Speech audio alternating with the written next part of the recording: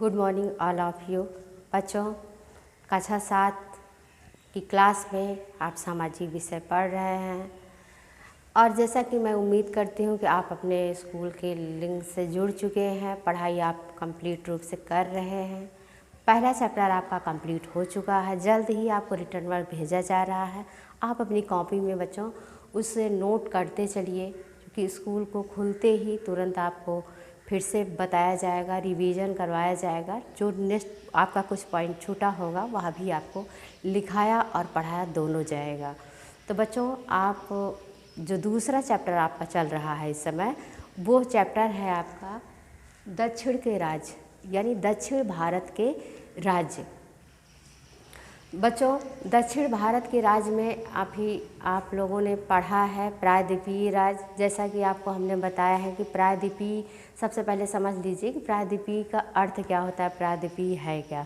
तो बच्चों, प्रायद्वीपीय शब्द जो है यह संस्कृत शब्द है। प्रायद्वीपीय का अर्थ होता है वह राज्य जो तीनों ओर से समुद्र से घिरा हो। तीनों ओर से समुद्र, केवल एक ओर से स्थल हो, तो वह राज्य बच्चों जो तीनों ओर से समुद्र से घिरा हो। तो दक्षिण भारत के जो राज्य थे बच्चों, वो काफ़ी राज्य ऐसे थे जो तीनों ओर से समुद्र से घिरे थे। इसीलिए दक्षिण भारत के जितने राज्य थे उन्हें प्रायद्वीपीय राज्य कहा गया है। प्रायद्वीपीय राज्य में पहला राजा जो था, पहला शासक जो था बच्चों, वो चोल शासक था। चोल वंश जो था वह दक्षिण भारत का सबसे महत्वपूर्ण वंश था। चोल की शक्ति करीब 8वीं शताब्दी से ही भारत में दिखाई देनी शुरू हो गई थी। चोल वंश की शक्ति जो है बच्चों, वो 8वीं शताब्दी से ही भारत में दिखाई शुरू हो गई थी।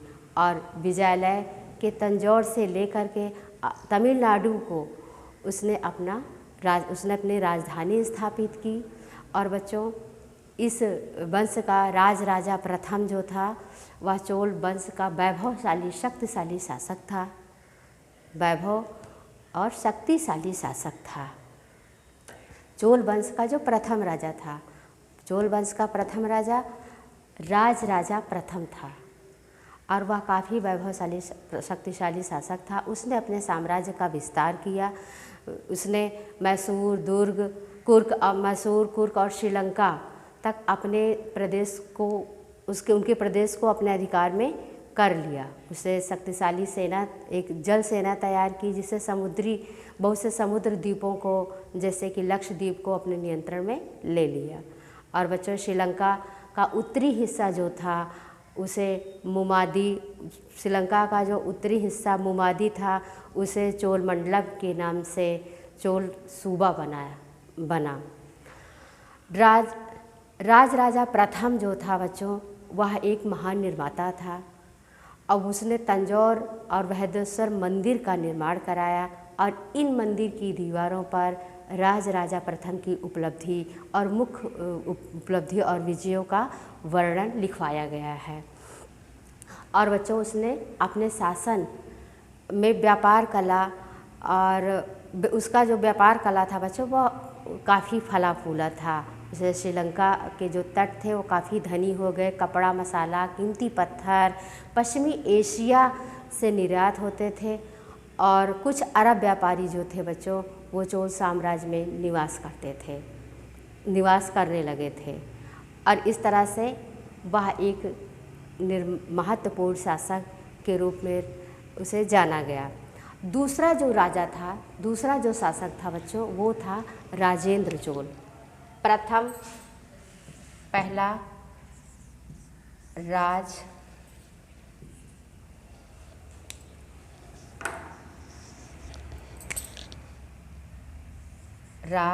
राजा और दूसरा राजेंद्र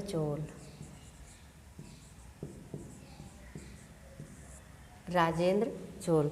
यह भी अपने ही पिता की भांति, अपने पिता का प्रथम उत्तराधिकारी था और अपने पिता की भांति उसने भी साम्राज्य विस्तार की नीति को चलाया और आगे तक उसने इस विस्तार को बढ़ा के ही रखा। उसने श्रीलंका पर विजय प्राप्त की और फिर बेंगिस के चालुक्यों को हराया।